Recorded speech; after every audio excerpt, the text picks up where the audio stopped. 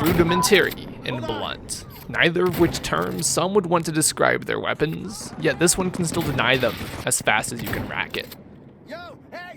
Hi, 6Snipes here, back to you with the second shotgun in Insurgency, and you may have noticed that while I didn't quite have the schedule to voice in a line about it in the last video, we all know we're going to get the update in mid next week, which is both very bold to say the least, given that quite possibly the biggest game this year gets its early launch prior and full launch not a week later. A really good move there, and hence this video is probably going to be a little bit shorter, both because I just want to spend more time free before grinding the Battlefield machine, and then immediately afterwards having to cover Insurgency, and also the fact that I'm going to have to make another Insurgency video immediately after this one. Just take 3 guesses why that might be. But despite not being the biggest fan of NWI being NWI right now, I'm more than happy to bring you some knowledge about this neat little piece. Taking a look at a gun I guarantee no one outside of this community has ever heard of. I'm 6Snipes, this is the Taws, and you're watching Gun Guide. The TOZ-194 is like weird, man. What is that?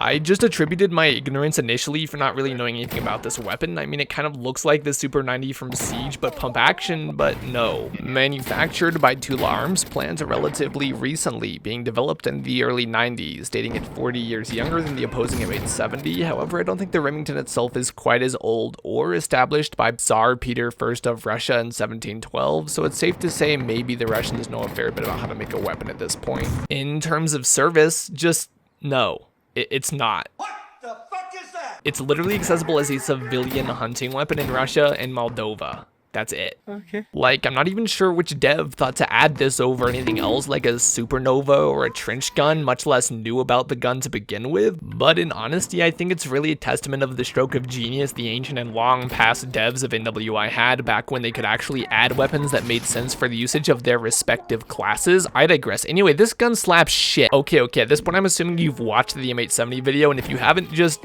do that because it'll tell you way more about shotguns than this. But if you were wondering what the exact difference between these two were, it's this. It's this. This is the difference. Oop, M870, now it's the Taws. Now it's the M870. Taws 70. The joke that I'm illustrating here is that they are not different. Can you tell that they are not 2-point difference? The M870 has a 43 vertical recoil, while the Taws gets an astoundingly lower 42 points, while it gets 1 more point horizontally. Basically, if you're wondering which of these to use and you're asking me, pick. The recoil disparity is the most inconsequential differential in the game.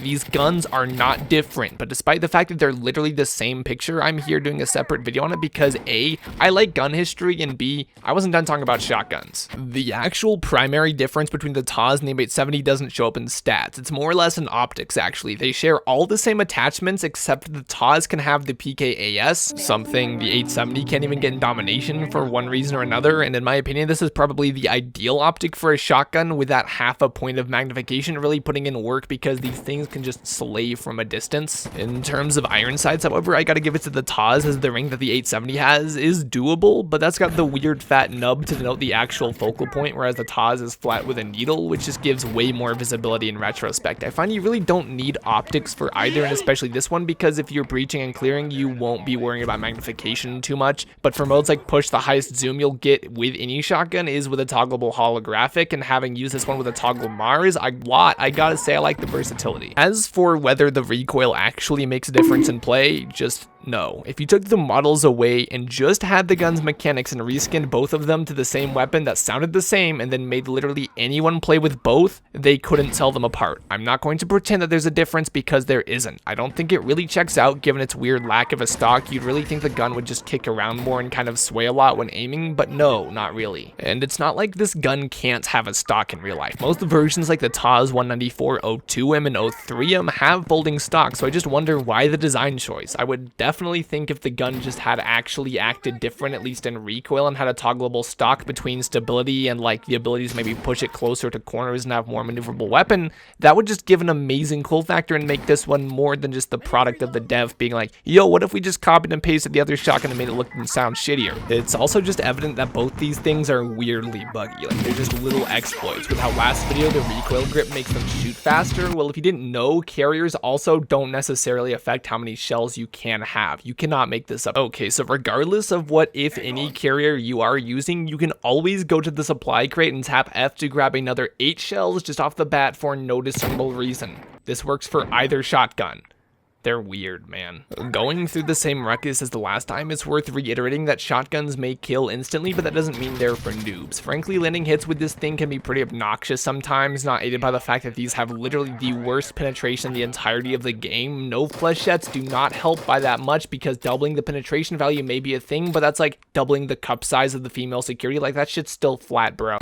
Literally, even slugs don't penetrate basic walls whatsoever, when even the most basic cheap-ass weapons can actually at least occasionally snap through it, if not get an entire mag through, no problem. This isn't even exactly an exclusive issue either. Like, every breacher weapon I get tested couldn't do this. There seems to be this idea that low caliber rounds don't go through walls, and I mean, they literally had to develop new guns based off of the fact that the MP5 would just body grandma 2 apartments down from the cartel's stash house. Bullets do wild things, people. I don't really think it's inconceivable for at least flechettes and slugs, the ammo you pay for, to do basic wallbangs past getting a guy through a narrow wooden railing, but I digress. In regards to secondaries, given just how cheap even a really decked out shotty is, you don't have any lack of options. That being said, revolvers and the deagle just turn me off because I never actually run out of ammo with a gun I can constantly refill without maintaining something like a magazine or a clip. Rather, I just potato a lot, so you can bet that if I get frustrated from missing my shots, I am switching to a pistol and banishing your ass into the shadow realm. And ultimately, the real takeaway to this is, from using both these weapons extensively over the past week alone, I gotta say, I respect the fact that these aren't the archetypal shotguns from every game where you camp and get easy kills because of their efficiency at close range. Rather, even in CQB, you really have to put work into your aim to make this sort of thing usable, but with that, you really do have quite the package. So don't expect an easy game picking this up. Get ready to change the way you perhaps play because of their design, and get ready to learn to space your shots and your enemies based off of how fast the thing pumps, but at the end of the day,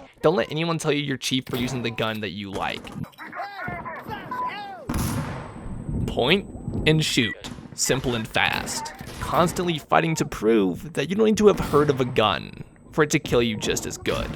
Anyways, that's more or less all I have to say about the Taws. If you had to ask me which between the two, I would prefer the 870 just because it looks and sounds way cooler. The Taws is just a little bit grindy the way it actions, but ultimately, given no choice, I'm perfectly happy with either in a push game and happier to plug some fulls with classic 12-gauge action.